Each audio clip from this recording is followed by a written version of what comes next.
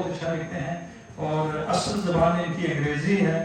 اگر پتہ نہیں وہ انگریزی میں پڑھیں گے کہ اردو میں پڑھیں گے تو یہ میرے خیال میں میرے لیے بھی نئی بات ہوگی. ڈاکٹر سجاد کمار صاحب. السلام علیکم ورحمۃ اللہ وبرکاتہ. میں Sajjad Ahmad department of Islamic studies سے ہوں. جیسے کہ ڈاکٹر ریاض نائک صاحب نے کہا ہے کہ میری جو پرائمری لینگویج ہے وہ انگلش ہی ہے، لیکن کوشش کی ہے کہ اردو میں لکھنے کی، اور آج پہلا موقع ہوگا کہ میں اردو میں کوئی چیز جو ہے آپ کے سامنے رکھوں گا. میرے مقالے کا جو عنوان ہے وہ مذہبی تفسیر اور سر سید کا کردار. حالانکہ ایک منفرد عنوان میں نے چوز کیا ہے. یہاں پہ بہت ساری چیزیں جو ہے سر سید احمد کے ساتھ جڑی ہوئی ہے، اور خاص طور پہ انہوں نے جو علمی میدان میں جو انہوں نے کارنامہ انجام دیا ہے وہ ہر ایک اس کی بات کرتا ہے، لیکن مذہبی تفسیریت میں جو ان کا ایک کردار رہا ہے اس کی بہت سارے لوگ جو ہے اس کو بھول جاتے ہیں، اور اسی عنوان پہ آج میں بولنے جا رہا ہوں. سر سید کے بارے میں، سر سید کی زندگی کے بارے میں، لائف کے بارے میں ہمیں پتہ ہی ہے. ان کے بارے میں بولا بھی گیا اور صدیوں سے یہ چلا آ رہا ہے.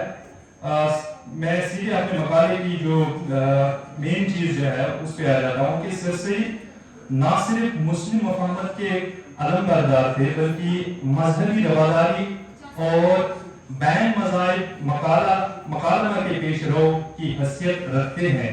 وہ ایک ایسے سماج کا حصہ تھے جو صدیوں سے مذہبی رواداری کی مثال رکھتا ہے.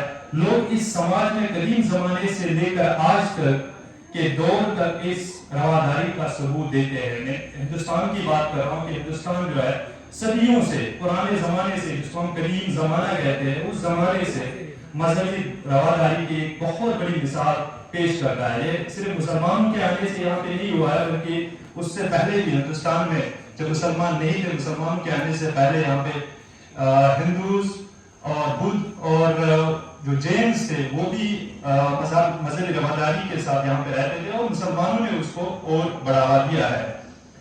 انہوں نے نہ صرف علمی معیار پر ہندوستان کے لوگوں کی سربراہی کی ہے، بلکہ مذہبی رواداری میں بھی پیش رہے ہیں. ان کے اقوال سے ظاہر ہوتا ہے جس میں انہوں نے ہمدردی اور آپس میں پرامن بقائے باہمی پر بہت زیادہ توجہ مرکوز کی. مثال کے طور پہ پرامن فرقہ واریت کو قائم و دائم رکھنے کے لیے ان کا ایک دلچسپ جملہ بہت اہمیت کا حامل ہے، اور وہ جملہ ہے کہ ہم یعنی ہندوستانی، ہندو اور مسلمان ایک ہی کھانا کھاتے ہیں، ایک ہی ندی کا پانی پیتے ہیں، ایک ہی ہوا لیتے ہیں. گویا ہم اس شاندار دلہن کی دو آنکھیں ہیں جس کا نام ہندوستان ہے، اور اس میں کسی ایک میں بھی نقص یا تکلیف ہو، اس سے ظاہر ہوتا ہے کہ وہ دلہن جو ہے وہ داغدار یا بدصورت بن جاتی ہے. اس نظریے کو علمی جامہ پہنانے کے لیے انہوں نے کالج کے دروازے ہر ایک کے لیے کھلے رکھے ہیں. یہاں تک کہ سروے کے مطابق 1858 عیسوی میں کالج میں 285 مسلمان طلبہ جو ہے زیر تعلیم تھے.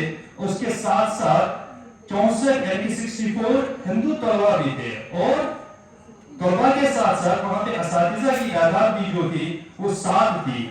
اور سنسکرت ایک اہم سبجیکٹ وہاں پہ رائج تھا، اور اس کو انہوں نے ہی یہ اہمیت جو ہے وہ سر سید احمد خان نے ہی دی ہے.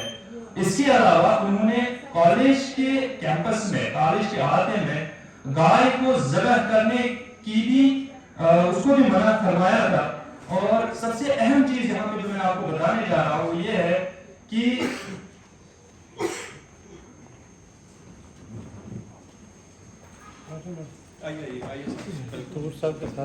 taking this pleasure that I welcome all the guests on the dais.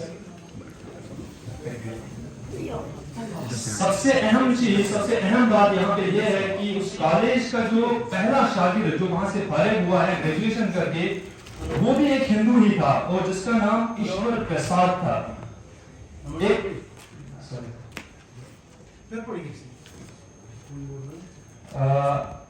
سر سید احمد خان کے مطابق ہم یعنی ہندوستان، ہندو اور مسلمان ایک ہی کھانا کھاتے ہیں، ایک ہی ندی کا پانی پیتے ہیں اور ایک ہی ہوا لیتے ہیں، گویا ہم اس شاندار دلہن کی دو آنکھیں ہیں جس کا نام ہندوستان ہے، اور ان میں سے کسی میں بھی نقص یا تکلیف ہو تو اس سے اس دلہن کی جو خوبصورتی ہے وہ بگڑ جاتی ہے یا داغدار ہوتی ہے۔ اس نظریے کو علمی جامہ پہنانے کے لیے انہوں نے کالج کے دروازے جو ہے وہ ہر ایک کے لیے کھلے رکھے ہیں، اور اس کا ثبوت جو ہے 1858 عیسوی میں کالج میں جو اسٹوڈنٹس کا جو انرولمنٹ تھا، اسٹوڈنٹس کی جو تعداد تھی اس میں 285 مسلمان اور 64 ہندو طلباء زیر تعلیم تھے۔ اس کے علاوہ 7 اساتذہ جو ہے وہ ہندو مذہب کے ساتھ تعلق رکھتے تھے، اور سنسکرت کو بھی انہوں نے ایک اہم سبجیکٹ کی حیثیت سے وہاں پہ جو ہے وہ شروعات کی ہے۔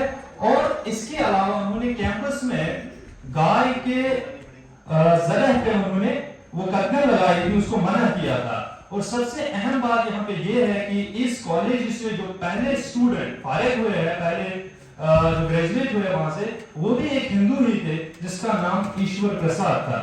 ایک کتاب میں انہوں نے اعلان کیا کہ ہندو